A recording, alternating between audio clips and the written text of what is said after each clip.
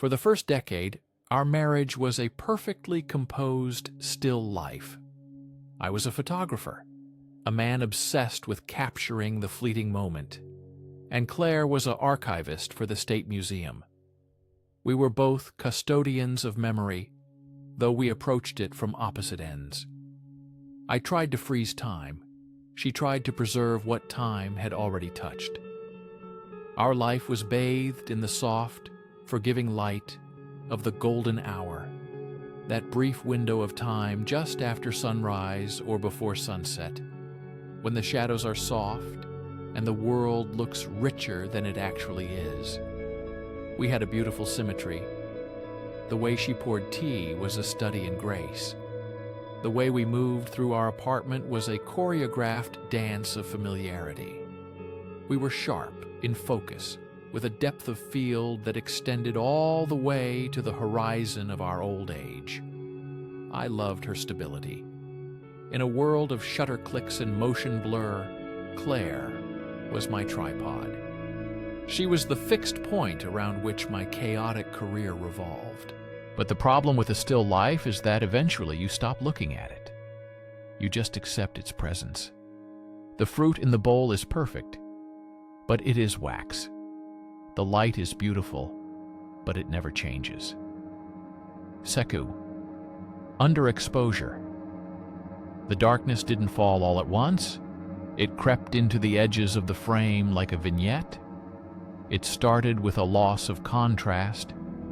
The conversations that used to sparkle with wit and debate flattened into a gray scale of logistics.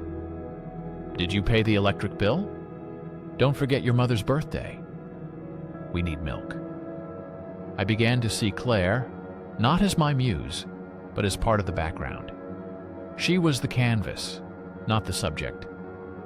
I found myself sitting in my studio, editing photos of strangers, feeling a hollow ache in my chest. I was surrounded by images of life, laughter, weddings, riots, landscapes. But my own life felt static. I wanted grain. I wanted noise. I wanted the messy, unpredictable texture of high ISO film. Claire was digital clarity, perfect, clean, and utterly devoid of surprises. I stopped taking her picture. That was the first true betrayal. I stopped looking at her through the lens, and soon after, I stopped looking at her at all. 3. The double exposure. Her name was Isadora. She was a performance artist, a woman who used her own body as a canvas. She was kinetic energy. She never stood still. I met her at a gallery opening. She was standing in front of one of my prints, critiquing the composition with a brutal honesty that made my skin prickle. "It's too safe," she said, turning to look at me with eyes that seemed to reflect too much light. "You're afraid of the shadows." She was the flash in a dark room. Violent, blinding, and impossible to ignore. The affair began as a collaboration. We were going to do a series together. But the art quickly bled into reality. Being with Isadora was like shooting with a handheld camera at a slow shutter speed. Everything was motion, blur, and streaks of light. It was disorienting. It was intoxicating. With Claire, I knew exactly what the image would look like before I took it. With Isadora, every moment was an experiment. I didn't know if the result would be a masterpiece or a disaster, and that uncertainty was the drug. I felt like a student again, learning the physics of light for the first time. V. The darkroom. A double life is lived in the darkroom. It is a chemical process. You spend your time in the red light, bathing your secrets in developer, waiting for them to emerge, then quickly fixing them before they fade. I became an expert at compartmentalization. I had a work phone that was strictly for Isadora. I had a mental catalog of lies, indexed and cross-referenced. The shoot went late. The client wants a reshoot. I need to stay in the dark room to process these prints. The dark room became my sanctuary and my prison. I would stand there in the chemical smell of acetic acid and silver halide, washing the guilt off my hands. But the smell of the chemicals lingered. I would come home to Claire, who smelled of old paper and vanilla, and I would feel a dissonance so sharp it made my teeth ache. She would ask to see my work, and I would show her landscapes, empty streets, anything but the portraits of Isadora that were burning a hole in my hard drive. I was ghosting. In photography, ghosting happens when the subject moves during a long exposure, creating a transparent, spectral duplicate. I was a ghost in my own marriage. My body was at the dinner table, but my focus was elsewhere. V. Overexposure.